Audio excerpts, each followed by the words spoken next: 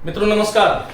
आप सभी को ये आज हमारा जो गुरु पर्व है भारतीय संस्कृति की अस्मिता और अस्तित्व और भारत जो जगत वंदे हैं, जगत गुरु हैं, उसका ऐसा महान पर्व मेरे समस्त युवा वर्ग, समस्त साथियों को आज का ये जो पर्व है उसकी बहुत बहुत शुभकामनाएं। मित्रों, जीवन में गुरु वह चीज होती है जो किसी भी कंकर को जो है पारस बना देती हैं, रत्न बना देती हैं। यही हमारे भाव मन में होने चाहिए और वो श्रद्धा और वो समर्पण यदि मनुष्य के मस्तिष्क में है, विद्यार्थियों के मस्तिष्क में है, तो निश्चित रूप से हम सफलता को प्राप्त कर सकते हैं। मैं बहुत संक्षिप्त बात आपसे कर रहा हूं मेरे साथियों। आज का जो युग है, क्योंकि वैदिक काल और वैदिक काल से पूर्व जहां पर एक अंधकार है हमारे मस्तिष्क में कि उससे पूर्व हमारा ये जगत कैसा था, इस जगत की विरासत कैसी थी, हमारे ऋषि, हमारे पूर्वज, हमारे आचार्य कैसे थे, इसके बारे में मैं बात करूंगा आपसे कुछ ही देर में। लेकिन विद्यार्थियों, आज का जो युवा वर्ग है वह निश्चित रूप से किसी मोक्ष की प्राप्ति के लिए इच्छुक नहीं है। उसको आत्मा, परमात्मा, ईश्वर का ज्ञान भले मिले न मिले, लेकिन उसको आज जो हमारा भौतिक जीवन है उसमें किस प्रकार सफल हो सकता है, वह उसको जीवन में क्या चाहिए। किसी को शिक्षक बनना है, किसी को पटवारी की परीक्षा देनी है, किसी को एसआई बनना है, किसी को आरएस बनना है, तो कोई भारतीय प्रशासनिक सेवा में जाने का इच्छुक है। आज के युग में यही हमारा मोक्ष है। हमें इसको मानना पड़ेगा, जानना भी पड़ेगा, समझना भी पड़ेगा। इसलिए मुझे लगता है कि उपदेशों से ज्यादा आप लोगों के लिए आवश्यक है कि आपकी सफलता में आज का ये जो दिन है वो किस प्रकार से सहयोगी बने। आज मेरे छोटे भाई और अति प्रिय श्री विजेंद्र सैनी आप लोगों के साथ चर्चा करेंगे राजनीति और एवं भारतीय राज्य व्यवस्था की, क्या है उसका स्वरूप। मित्रों, वस्तुतः विजेंद्र सैनी राज्य सेवा के अधिकारी हैं, लेकिन इनके मन में एक शिक्षक है जो उनको उद्वेलित करता है, जो उनको प्रेरित करता है विद्यार्थियों के साथ आने के लिए, जो उनको हमेशा प्रेरणा देता है। उनके अंदर जो शिक्षक छिपा हुआ है, तो ऐसा महान शिक्षक आप लोगों के साथ यह जो आपका बिंदु है उस बिंदु को लेकर के चर्चा करेंगे। मैं उम्मीद करता हूं कि आप सभी को निश्चित रूप से ये 40-45 मिनट का जो व्याख्यान है आपके जीवन में कुछ न कुछ नया ज्ञान, कुछ न कोई नई रचनात्मकता और एक कदम आपको सफलता की ओर लेकर के जाएगा। नमस्कार मित्रों, मैया पाठशाला में जो निःशुल्क कक्षाएं छात्र हित के लिए दी जा रही है उनमें मैं विजेंद्र सैनी आपका स्वागत करता हूं। मित्रों, रीट एसएसटी लेवल में जो पॉलिटिकल साइंस पोर्शन है उसमें मैया पाठशाला के द्वारा जो निःशुल्क आप सभी तक जो एक कार्यक्रम शुरू किया गया, इसमें मैं भी समय समय पर आपके मार्गदर्शन और आपके सहयोग के निमित्त हमेशा आतुर रहूँगा और जब भी समय मिलेगा मैं आपके साथ पुनः जुड़ करके आपके सिलेक्शन में किस प्रकार से आपके साथ सहयोग हो सकता है उसमें योगदान दूंगा। मित्रों, आज हम रीट एसएसटी लेवल के पॉलिटिकल साइंस पोर्शन की तैयारी किस प्रकार से बेहतरीन तरीके से कर सकते हैं इसके ऊपर मैं चर्चा करना चाहता हूं, क्योंकि सबसे पहले हम सिलेबस पर बात करेंगे, क्योंकि सिलेबस वह चाबी है जो सिलेक्शन रूपी ताले को ठीक तरह से खोल सकती है। 2 यूनिट पॉलिटी पोर्शन के लिए दी गई है आपके सिलेबस में। यदि इन यूनिट्स को यदि अपन देखें तो पहली यूनिट जो है उसमें पहला बिंदु प्रस्तावना यानी कि उद्देश्य का, दूसरा मूल अधिकार, तीसरा मूल कर्तव्य। ये 3 बिंदु तो बहुत क्लियर है, लेकिन इनकी तैयारी करते समय यदि हम देखें गत सालों के पेपर्स को, तो एक चीज ये भी ध्यान रखनी है कि उद्देशिका का निर्माण कैसे हुआ, यानी संविधान का निर्माण कैसे हुआ, संविधान सभा को भी इसके साथ जोड़ करके पढ़ा जाना चाहिए। बने ही सिलेबस में हमारे सामने उद्देशिका से प्रारंभ होता है सिलेबस, लेकिन इससे पहले उद्देशिका निर्माण या संविधान निर्माण के जो खंड है उनके ऊपर भी अपने को ध्यान देना चाहिए, क्योंकि गत बार ये क्वेश्चन पूछा जा चुका है उद्देशिका निर्माण के संबंध में, इस उद्देशिका या संविधान निर्माण के इतिहास के संबंध में क्वेश्चन आ चुका है। ठीक है, दूसरी बात कर रहे हैं मूल अधिकार। तो उद्देशिका के बाद मूल अधिकार अपना महत्वपूर्ण बिंदु है, और मूल अधिकारों में अब वो सिंपल क्वेश्चंस पूछने बंद हो गए हैं कि कितनी मूल अधिकार है, कौन सा हटा दिया, तो कौन सा जो मूल अधिकार है उसमें कौन कौन सा अनुच्छेद है। अब अनुच्छेद के अंदर बात आती है, जैसे अनुच्छेद 23 जो है 23, उसके अंदर 23(1), 23(2), 23(3), 23(4) इनकी भी अपने को बात करनी होती है। जनरली अपने गाइड्स वगैरह देखते हैं तो उनके अंदर अपने को मिलता है कि हम पढ़ते हैं कि संपत्ति का अधिकार हटा दिया गया है, अनुच्छेद 31 जो है वो समाप्त कर दिया गया है, जबकि गलत है। सच में मूल अधिकार के अंदर आज भी 31 का जो अनुच्छेद है उसका पार्ट बी और पार्ट सी अभी भी उसी तरह से लागू है, जो बाद में जोड़े गए थे इंदिरा गांधी सरकार के द्वारा। तो अपने को पूरी गहराई के साथ मूल अधिकार और फिर मूल कर्तव्य, इसमें जो मूल कर्तव्य शुरू में कितने थे, आज कितनी है, क्यों जोड़े गए, ये सब मूल कर्तव्य जोड़ी जाने के पीछे का राज क्या, इसके बारे में बात करनी होगी। क्योंकि मूल अधिकार अपने आप में अपूर्ण है। यदि किसी व्यक्ति को एक अधिकार ही दे देंगे और उसकी कोई ड्यूटी नहीं होगी तो अधिकारों का दुरुपयोग होगा। जैसे मान लीजिए कोई एक थानेदार आप किसी थाने में नियुक्त कर देते हैं और उसकी कोई जिम्मेदारी नहीं हो और उसके सिर्फ पावर हो तो उनका दुरुपयोग होगा। अतः अधिकारों के साथ कर्तव्य भी होने चाहिए, ड्यूटीज भी होनी चाहिए। इसलिए फंडामेंटल राइट के साथ साथ फंडामेंटल ड्यूटीज ये दोनों जोड़ेगी साथ में। तो इनको दोनों को आपस में तुलनात्मक रूप से अध्ययन करना है। अभी मैं बताऊंगा कि अपन किस प्रकार से तुलनात्मक अध्ययन कर सकते हैं। इसके अगला जो बिंदु है ये सीधा पाठ्यक्रम में नहीं है, बल्कि घुमा करके दिया हुआ है, जैसे धर्मनिरपेक्षता और सामाजिक न्याय।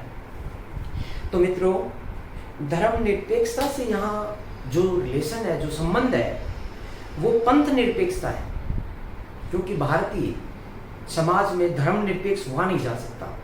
क्योंकि भारत में हमारी संस्कृति में, भारतीय संस्कृति में जो धर्म शब्द है उसका अर्थ है स्व कर्तव्य पालन, यानी कि हमें जो अपनी ड्यूटीज करनी चाहिए उनका पालन करना, सदाचार, बड़ों का सम्मान करना, अपनी जो कर्तव्य है उनको निभाना।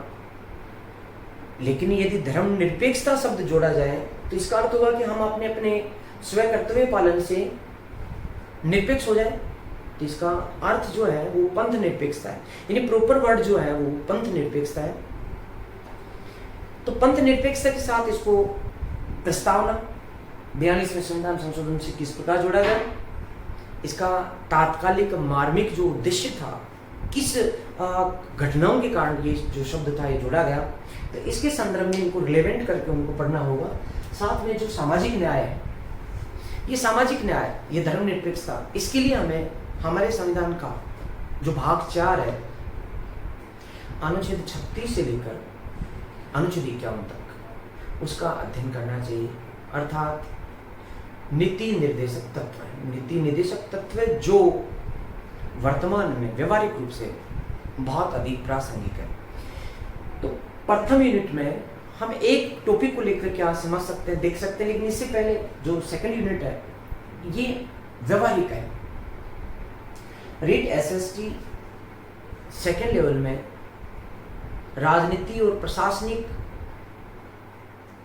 व्यवस्था का जो सिलेबस दिया गया उसकी 2 यूनिट में पहली सैद्धांतिक है, दूसरी व्यवहारिक है। लिखा भी हुआ है साहब, सरकार एवं गठन, इसमें सबसे पहले राष्ट्रपति और इसके बाद राष्ट्रपति के साथ साथ उपराष्ट्रपति। भले सिलेबस में नहीं लिखा हुआ उपराष्ट्रपति, लेकिन राष्ट्रपति की अनुपस्थिति में, क्योंकि उपराष्ट्रपति पद का ना कोई दायित्व होता है ना ही उसका कोई वेतन, उपराष्ट्रपति जो है वो 2 कार्य करता है। एक राष्ट्रपति के रूप में उसके कर्तव्यों का निर्वहन करना। तो राष्ट्रपति के साथ स्वतः उपराष्ट्रपति आता है, भले सिलेबस में ये लिखा हुआ नहीं है। दूसरा उपराष्ट्रपति राज्यसभा यानी संसद के साथ जुड़ा हुआ है, तो संसद भी हमारे साथ में इसी सेकेंड यूनिट के साथ जुड़ी हुई है संसद, और संसद के साथ साथ राष्ट्रपति और साथ में प्रधानमंत्री और मंत्रिपरिषद। तो मित्रों हम देख सकते हैं कि मंत्रिपरिषद जो है वो प्रधानमंत्री के साथ जुड़ी हुई है, जो आर्टिकल 74 और आर्टिकल 75 के साथ इनको जोड़ करके हमें पढ़ना होगा। तो मंत्रिपरिषद के प्रकार, मंत्रिपरिषद के और मंत्रिमंडल में अंतर, मंत्रिपरिषद के कार्य और मंत्रिपरिषद के उत्तरदायित्व है, जो 75(2)(75)(3) व्यक्तिगत उत्तरदायित्व है और सामूहिक उत्तरदायित्व के संदर्भ में। तो पूरा डिटेल इसको व्यवहारिक रूप से बीच बीच में जो केसेस हैं जो सुप्रीम कोर्ट ने दिए हैं मंत्रिपरिषद के लिए, प्रधानमंत्री के लिए, तो उनके साथ भी इनका अपने को अध्ययन करना होगा। फिर उच्चतम न्यायालय की संरचना, उसके अनुच्छेद, उसकी संरचना, उसकी शक्तियां, जैसे उच्चतम न्यायालय की जो 7 प्रकार की जो शक्तियां हैं, 7 प्रकार के जो उसके क्षेत्राधिकार है, हमें ध्यान होना चाहिए कि मूल क्षेत्राधिकार में कौन कौन सी चीजें आती है। तो सिर्फ 3 चीजें आती है मूल क्षेत्राधिकार में, कि संघ और राज्य के बीच में कोई विवाद हो, या एक राज्य और दूसरे राज्य के बीच में कोई विवाद हो, या फिर संघ के साथ में कोई राज्य है, पक्ष में 2 है और विपक्ष के अंदर अनेक राज्य है तो उनका विवाद हो। तो ये 3 ही चीजें सिर्फ मूल क्षेत्राधिकार में आती है।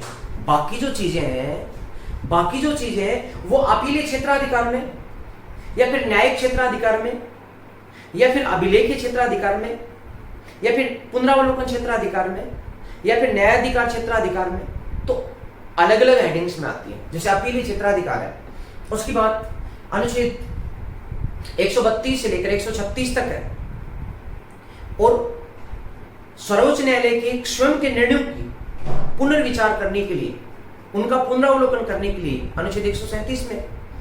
इसी तरह से न्यायाधीश क्षेत्राधिकार जो मूल अधिकारों के लिए अनुच्छेद 32 में। इसी तरह से न्यायिक पुनरावलोकन का जो क्षेत्राधिकार है वो अनुच्छेद 13 में। तो सबका अलग अलग कौन कौन से बिंदु कहाँ, यहाँ तक कि अनुच्छेद 133 में जो दीवानी है, अनुच्छेद 134 में जो फौजदारी है, उनकी अपील कैसे की जा सकती है, कि कौन कौन से ऐसे मामले हैं जिनको कि सुप्रीम कोर्ट में फौजदारी रूप में ले जाया जा सकता है। जब कोई सेशन कोर्ट ने किसी व्यक्ति को बरी किया हो और हाई कोर्ट ने वो मामला मंगा करके उसको मृत्युदंड दिया हो तो वही जा सकता है, ठीक है। इसी तरह से दीवानी मामले कौन कौन से जा सकते हैं, तो इन सब का अनुच्छेद वाइज है। जैसे अनुच्छेद 132 दीवानी, फौजदारी और संविधान की व्याख्या से संबंधित मामले, अनुच्छेद 33 दीवानी मामले, अनुच्छेद 132 दीवानी, फौजदारी यानी कि अपीलीय मामले, और अनुच्छेद 133 दीवानी मामले, अनुच्छेद 134 फौजदारी मामले, अनुच्छेद 135 यानी कि सर्वोच्च न्यायालय जो है संविधान की व्याख्या से संबंधित जो चीजें हैं उनकी यदि कोई मामला है तो वो भी वही जाएगा, अपील की जा सकती है उनकी। यदि व्याख्या की हाई कोर्ट वगैरह में तो उसकी अपील वहां पर जा सकती है।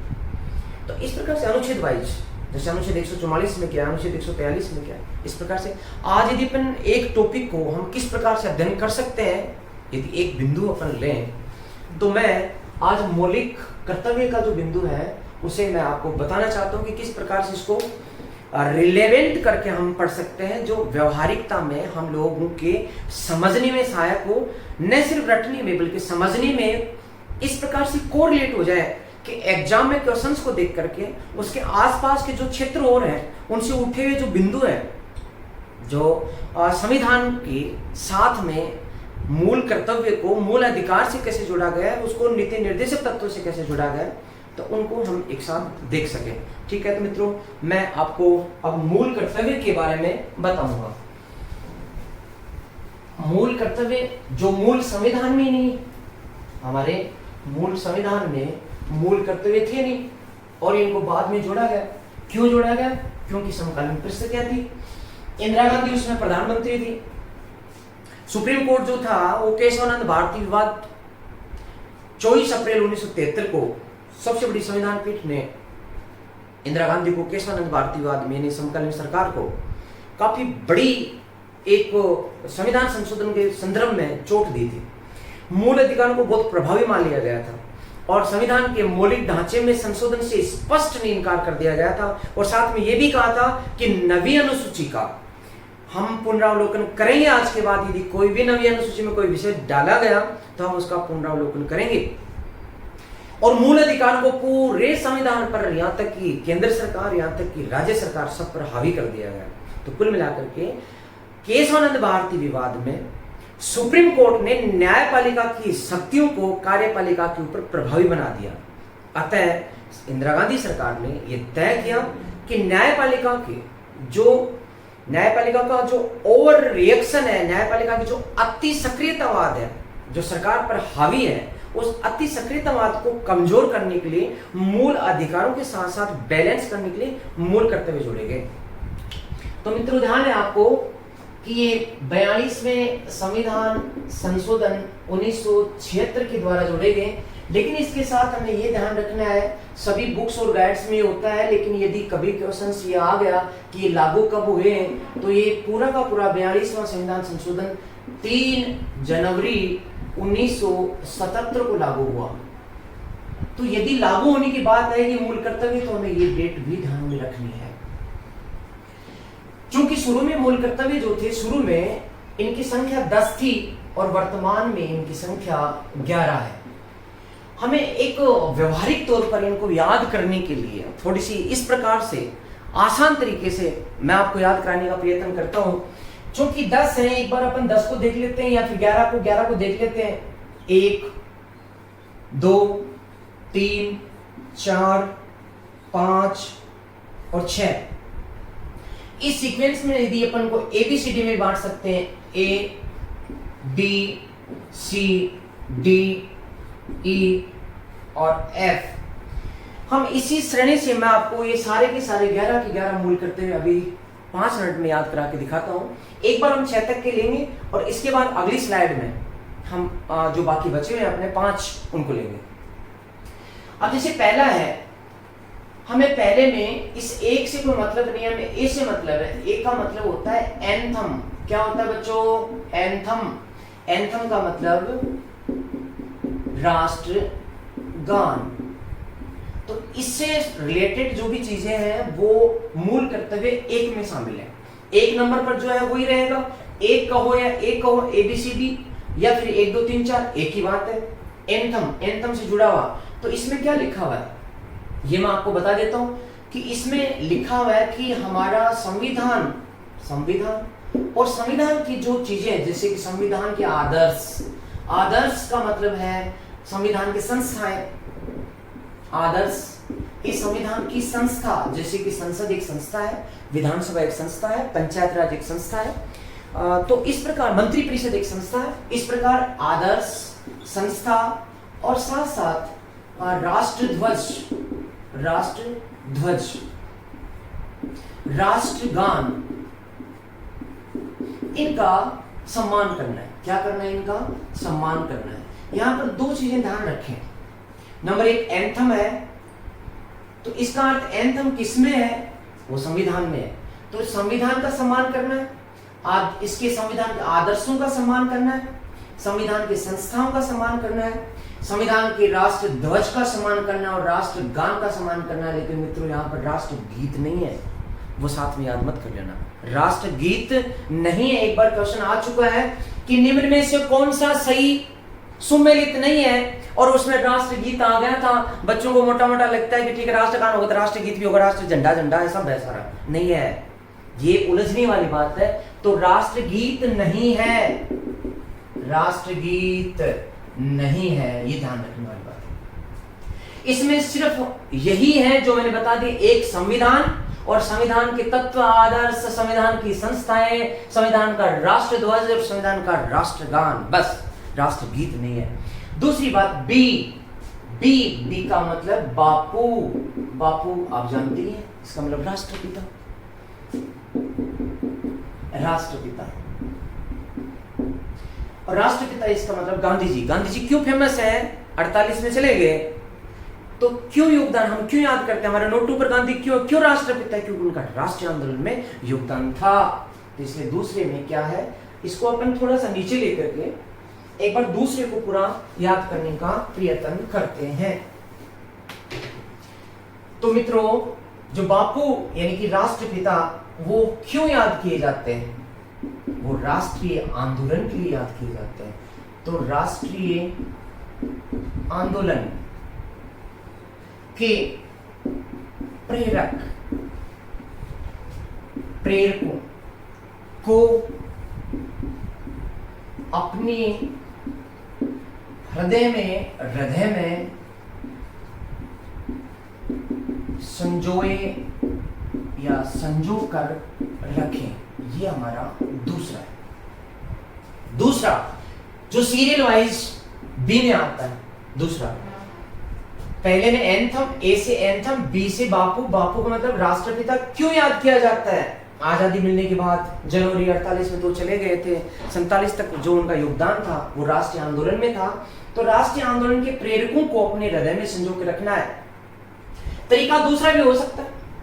तरीका एक भी है कि एक नंबर हमेशा अपने माइंड को सक्रिय रखें, दिल से न सोचें, दिमाग से सोचें। हमेशा जीवन में सफलता मिलती है। जो लोग दिल से सोचते हैं, मन के अनुसार चलते हैं, उनको सफलता नहीं ठोकरें मिलती है। इसलिए एक नंबर पर दिल में क्या रखना है? दिल में जो लिखा हुआ संविधान है उसके अनुच्छेदों को याद रखना है, आदर्शों, संस्थाओं, राष्ट्र ध्वज और राष्ट्रगान को याद करना है। 2 नंबर का मतलब मन है, मन का मतलब हृदय है, और हृदय में किसको? राष्ट्रपिता को। ये याद रखना है। किसी भी तरीके से हम याद कर सकते हैं, मस्तिष्क से, दिल से, या ए का मतलब एंथम, बी का मतलब बापू से। हमें याद करने से मतलब। तीसरी बात, तीसरा यानी कि सी, यहां पर अपना तीसरा जो है ये हावी है। ये सी जो है गुण है। यहां पर एक गुण है, 2 गुण है, ए और बी हावी है। या फिर 1 नंबर मस्तिष्क की सुनो, 2 नंबर दिल की सुनो, मन की सुनो, कैसे भी करके याद कर सकते। 3 नंबर पे 3 हावी है। इसका मतलब हमारे भारत की 3 चीजें, राष्ट्र की संप्रभुता,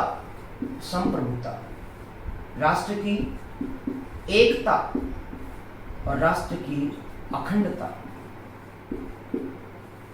इनकी रक्षा करनी है, इनको अक्षुण्ण रखना है, इनकी रक्षा करनी या इनको अक्षुण्ण रखना है। ठीक है, तो 3 अपन ने पढ़े, और 3 के बाद हम चौथा जो है, एक बार 3 को हम फिर से रिवाइज करेंगे। बात कर रहे हैं हम आज मूल करते हुए, क्योंकि किस प्रकार से हम रिलेवेंट करके चीजों को याद कर सकते हैं। आज तक बहुत कोशिश की होगी, 11 के 11 मूल करते हुए याद नहीं हुए होंगे, क्योंकि इनको व्यवहारिकता के साथ हमें जोड़ना है कि कोई चीज जो होती है वो क्यों होती है, उसको क्यों लागू किया जाता है। मैंने बताया मूल करते हुए क्यों जोड़े गए। जब मूल संविधान में नहीं थे, कब जोड़े गए? ये 3 जनवरी 1977 को लागू हुए, क्योंकि उसमें केशवानंद भारती विवाद के माध्यम से जो न्यायपालिका की अति सक्रियता थी, कार्यपालिका और जो विधायिका थी वो कमजोर पड़ गई थी। इसलिए मूल अधिकारों को, और मूल अधिकार आप जानते हैं कि आर्टिकल 13 न्यायिक पुनरावलोकन का अधिकार सुप्रीम कोर्ट को देता है, और इसके माध्यम से सुप्रीम कोर्ट पूरे संविधान का मतलब उसी के अंदर राष्ट्रपति आ गए, उसमें प्रधानमंत्री आ गए, उसमें मंत्रिपरिषद आ गई, उसमें राज्य सरकार आ गई, उसमें सब कुछ आ गया, सारी सरकारें आ गई। उनके किए गए प्रत्येक कार्य को, उनके द्वारा लिए गए प्रत्येक निर्णय को, सबको वो खारिज कर सकते हैं, रद्द कर सकते हैं, असंवैधानिक ठहरा सकते हैं न्यायिक पुनरावलोकन अनुच्छेद 13 में। अब ये भी जानते हैं कि अनुच्छेद 13 किस भाग में? भाग 12 से 35 तक मूल अधिकार। तो मूल अधिकारों के लिए जो अनुच्छेद 13 है, उसने न्यायपालिका के पास में एक ब्रह्मास्त्र दे दिया, और वो ऐसा अचूक ब्रह्मास्त्र कि उसके माध्यम से किसी भी किए गए कार्य को, सरकार के द्वारा किसी भी किए गए कार्य को वो रद्द कर सकती है, उसको अवैध घोषित कर सकती है, गैर संवैधानिक घोषित कर सकती है। तब सरकार ने मूल अधिकारों की सीमा को लगाने के लिए अधिकारों के साथ कर्तव्य जोड़े, और ये सही भी है, क्योंकि एकमात्र जब अधिकार होते हैं, ड्यूटी नहीं होती, तो इम्बेलेंस हो जाता है और उनका दुरुपयोग होता है। इसलिए मूल कर्तव्य जोड़े के मैंने कारण बताया आपको। कब जोड़े गए थे? 42 संविधान संशोधन 1976 के द्वारा 3 जनवरी 1977 को। और फिर इनको याद भी कराया मैंने कि 1 नंबर का कौन सा है? ए से मतलब एंथम मतलब राष्ट्रगान। किसमें है? संविधान में दिया गया, संविधान में। तो फिर क्या क्या चीजों का इसमें है? संविधान है, संविधान के आदर्श है, संविधान की संस्था है, संविधान के राष्ट्रध्वज और संविधान का राष्ट्रगान। ध्यान का रखना है कि हमें इन सब का तो सम्मान करना है, लेकिन राष्ट्रगीत शब्द जो है इसमें शामिल नहीं है, ये अपने को ध्यान रखना है। ये दुर्घटना है, ये जो चेतावनी है कि आगे सावधानी से आगे बढ़े, वरना दुर्घटना घट सकती है। तो दुर्घटना के लिए चेतावनी क्या है? राष्ट्रगीत नहीं है। ठीक है। दूसरी बात, बी का मतलब बापू, बापू का मतलब राष्ट्रपिता, यानी कि क्यों योगदान है राष्ट्रपिता का, बापू का? राष्ट्रीय आंदोलन की प्रेरक है और इनको अपने को हृदय में संजो के रखना। आजकल जो बातें होती है ना, कई लोग करते हैं कि और गांधी जी ठीक नहीं थे, वो ठीक नहीं थे, ये ठीक नहीं थे। इसका कारण क्या है कि वो लोग कम जानते हैं।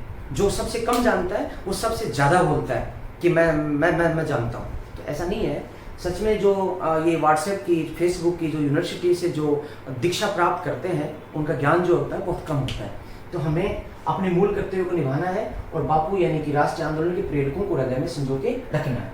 तीसरी बात, तीसरी में यानी सी को अपने को नेग्लेक्ट करना है और 3 नंबर को याद रखना है। तो 3 में 3 बातें हैं राष्ट्र की।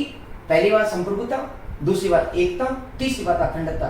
तो 3 में राष्ट्र की 3 चीजों की रक्षा करनी है। किस किस की? संप्रभुता, कोई आंच नहीं है, चीन की तरह कोई आंख दिखाए तो भारत के नौजवान कभी भी खड़े हो जाएं। तो संप्रभुता, राष्ट्र की एकता और अखंडता। ठीक है मित्रों, अब अपन 4, 5, 6 की बात करेंगे। ठीक है, अब अपन आगे बढ़ रहे हैं। अपन 4, 5, 6 की बात करेंगे और आपको याद कराने का प्रयत्न करूंगा।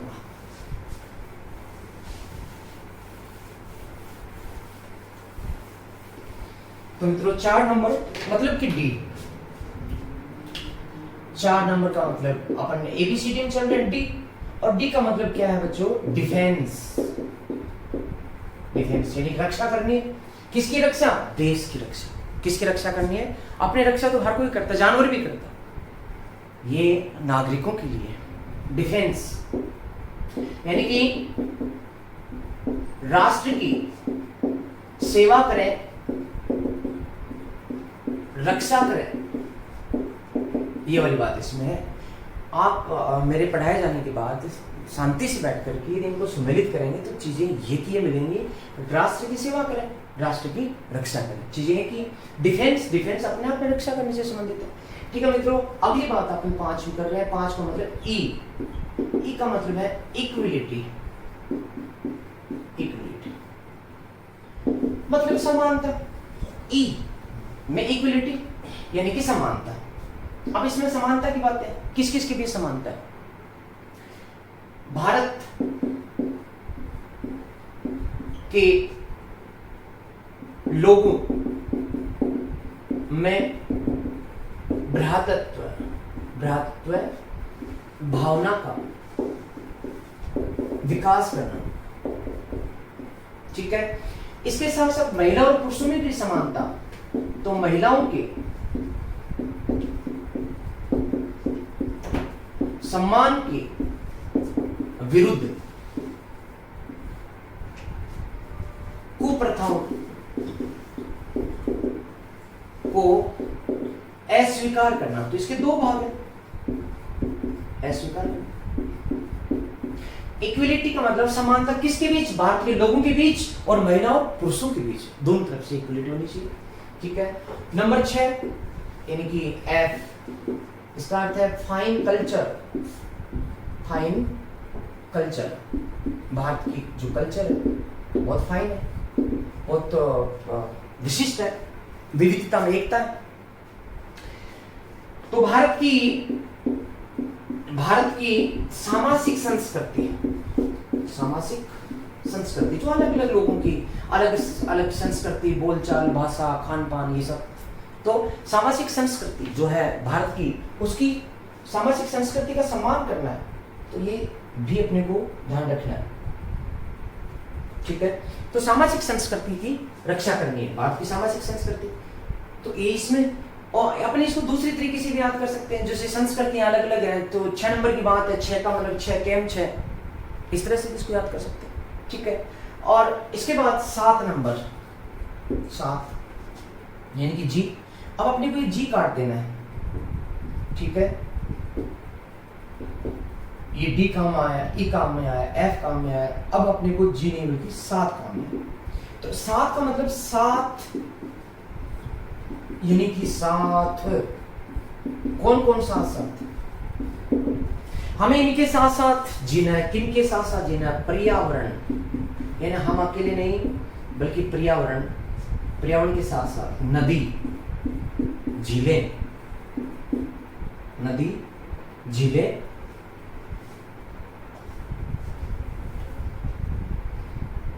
नदी, झील, वन्य जीव,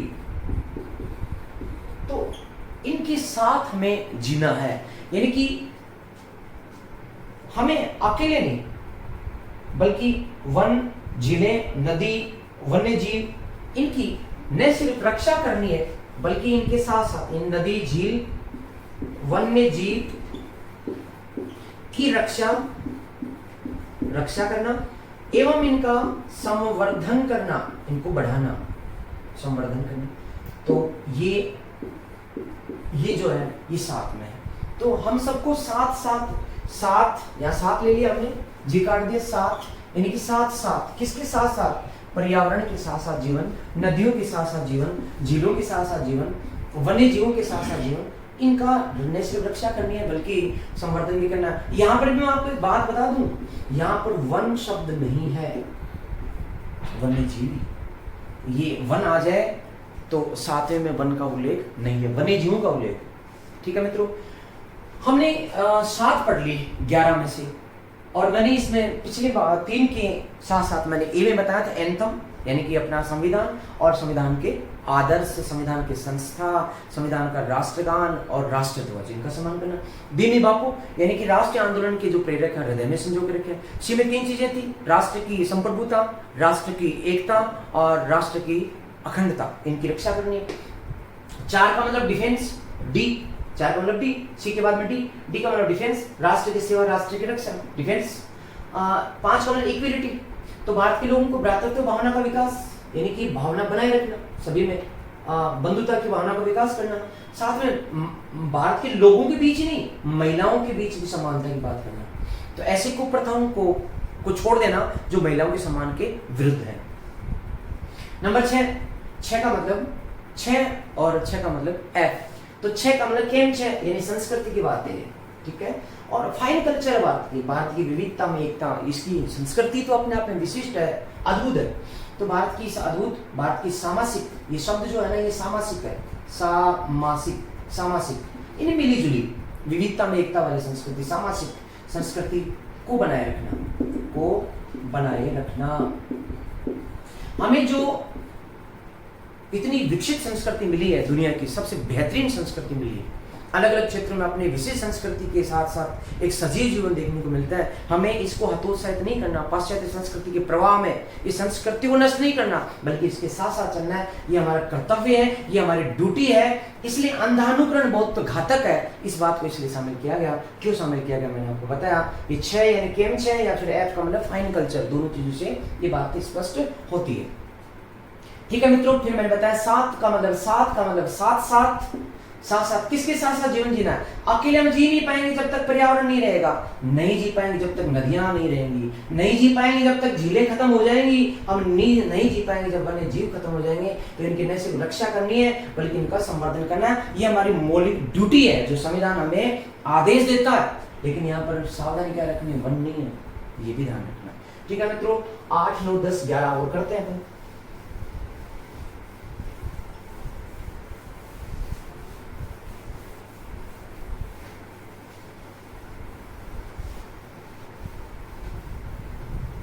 8, 9, 10, 11।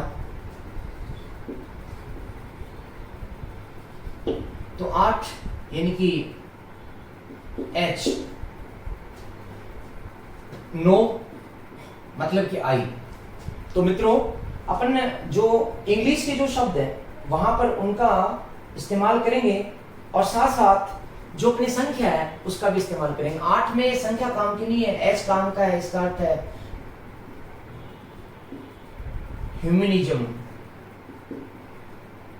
यानी कि मानवतावाद। इस 8वें के अंदर बताया गया है कि हमें वैज्ञानिक दृष्टिकोण बनाए रखना। हमारा दृष्टिकोण आडंबर युक्त नहीं हो, हमारा दृष्टिकोण पुरातनपंथी नहीं हो, हमारा दृष्टिकोण, हमारी सोच वैज्ञानिक होनी चाहिए। साथ ही हमारी सोच में मानवतावाद होना चाहिए, हमारे बीच में ज्ञानार्जन की भावना होनी चाहिए, ज्ञानार्जन, और साथ में सुधार की भावना। ये 4 ही शब्द हैं, 5वां कोई शब्द नहीं है, शब्दों पर गौर करना। 8 के ठाठ कौन कौन से? जब ठाठ तो तभी होंगे जब हमारी सोच वैज्ञानिक होगी, हम मनुष्य के लिए जिएगा, लगातार ज्ञान को प्राप्त करेगा और अपने आप में सुधार करेगा, ठाठ तो तभी होंगे। या फिर एच का मतलब ह्यूमनिज्म, मानवतावाद, वैज्ञानिक दृष्टिकोण, मानवतावाद, ज्ञानार्जन, सुधार की भावना को बल। ठीक है। नो यानी कि नो, 9 यानी कि आई, यहां पर इसको छोड़ दिया और नो को ले लिया, इसका अर्थ है नो, नॉट, इसका मतलब रोका गया। क्या नहीं करना? सार्वजनिक संपत्ति को तोड़फोड़ नहीं करना, सार्वजनिक संपत्ति को नुकसान नहीं पहुंचाना, लिखा हुआ है नो में, नुकसान नहीं पहुंचाना, तो रोका गया है। नो है, नोट है, नो की बात, नो। क्या हमें तोड़फोड़ करनी है? नहीं करनी। बसों को आग लगानी? नहीं लगानी। इस राष्ट्र की संपत्ति, इसकी रक्षा करनी है, साथ में हिंसा नहीं करनी है, दोनों चीजें नहीं। नो, नॉट, बिल्कुल नहीं करना। 10 में जे है, जिसका अर्थ है जॉइंट, यानी कि मिलकर के हम कोई काम कर सकते हैं, जॉइंट रूप से कोई काम कर सकते हैं, अकेला कोई भी काम संभव नहीं है। इसका मतलब क्या है? जॉइंट, जॉइंट का मतलब व्यक्तिगत एवं सामूहिक, व्यक्तिगत एवं सामूहिक प्रयासों से लगातार उत्कर्ष की ओर बढ़ना है, अपने जीवन में उत्कर्ष की ओर बढ़ना। जब आप व्यक्तिगत रूप से प्रयास करके उत्कर्ष की तरफ बढ़ेंगे, समूह रूप में उत्कर्ष की ओर बढ़ेंगे, इसे पता है कौन बढ़ेगा आगे? राष्ट्र आगे बढ़ेगा, राष्ट्र निरंतर विकास की ओर अग्रसर होगा। ठीक है मित्रों, तो मैंने आपको 3 और बताए। 7 के जो साथ थे, पर्यावरण था उसमें, उसके साथ साथ नदियां थी, झीलें थी और वन्य जीव थे, उनके साथ साथ हमें जीना। 8 की बात मैंने की 2 तरह से कि 8 में यानी एच इंग्लिश का चल रहा है, साथ में तो एच का मतलब है ह्यूमनिज्म यानी कि वैज्ञानिक दृष्टिकोण, मानवतावाद, ज्ञानार्जन और सुधार की भावना। हमारी सोच पुरातन पंथी नहीं होनी चाहिए, आडंबर युक्त नहीं होनी चाहिए, पुरानी चीजों पर अंधविश्वास वाली नहीं होनी चाहिए, वैज्ञानिक दृष्टिकोण वाली सोच होनी चाहिए।